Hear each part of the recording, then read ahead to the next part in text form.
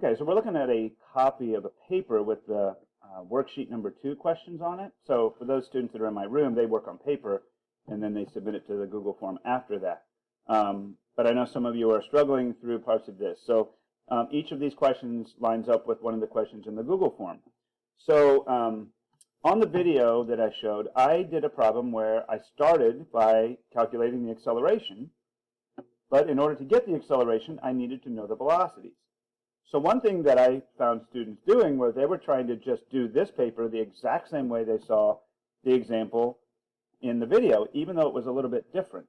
On this paper, the first question does not ask for acceleration, so you shouldn't be trying to calculate an acceleration. Instead, it asks for the velocity in meters per second. And we have a position time graph. So what we learned previously was that on a position time graph, the velocity is found by finding the slope of the graph. Okay? Now, we don't have a straight line where there's just a single value for the slope. When you have accelerating objects, the slopes are different on one part of the graph than the other.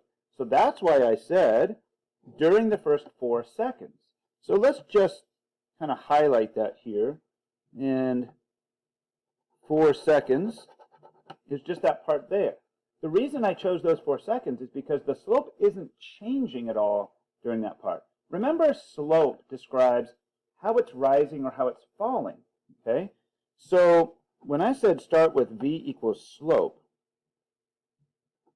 my hope was that the next step is you would look at that graph right there and recognize, you've done this in math before, recognize how much slopiness that part of the graph has. So I don't want to give that away, but it's a number that you don't need to use a calculator in order to figure out because it's flat right there. Again, kind of starting to give it away, but not wanting to. So you should be able to fill in a number for that slope right away. Now, in a similar way, during the last 5 seconds, between 9 and 14, you see how there's another segment that is considered a straight line, but that part is not flat. So there is a little bit of effort involved in finding that slope. Now, I don't care which way you go with this. You could either say rise over run, or you could say y2 minus y1 over x2 minus x1. They're really different ways of saying the same thing. So I gave you a couple of points, endpoints of the line segment.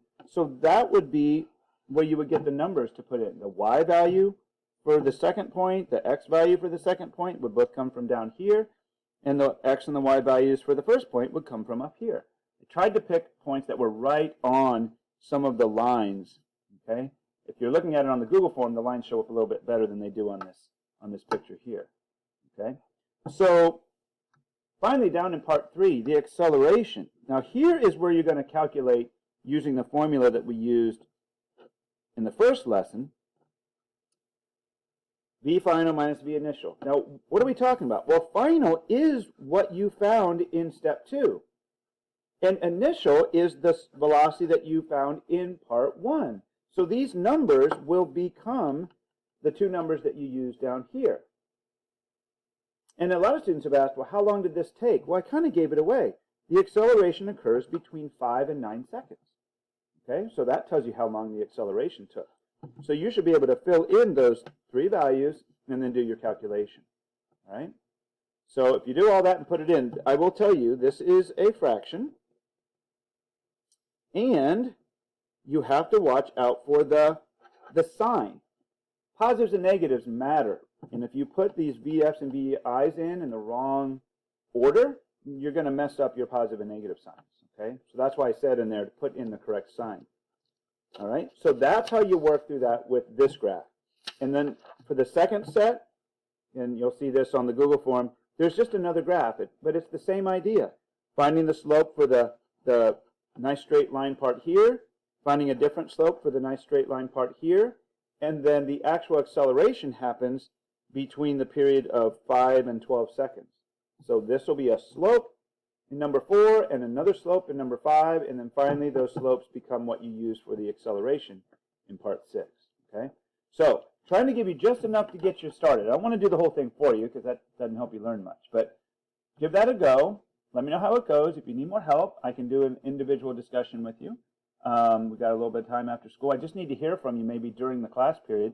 And then at 2 o'clock when I check my email, I'll see, hey, I struggled with this, and we could Zoom at, 2:15 or 2:30 or something like that. Okay? School's still going on then, so we should be able to do that. All right. So hopefully that's helpful for you to get going on worksheet number 2. We're going to continue this on Thursday anyway, so there's no race to get it done, but hopefully by the end of Thursday you're feeling pretty good about it.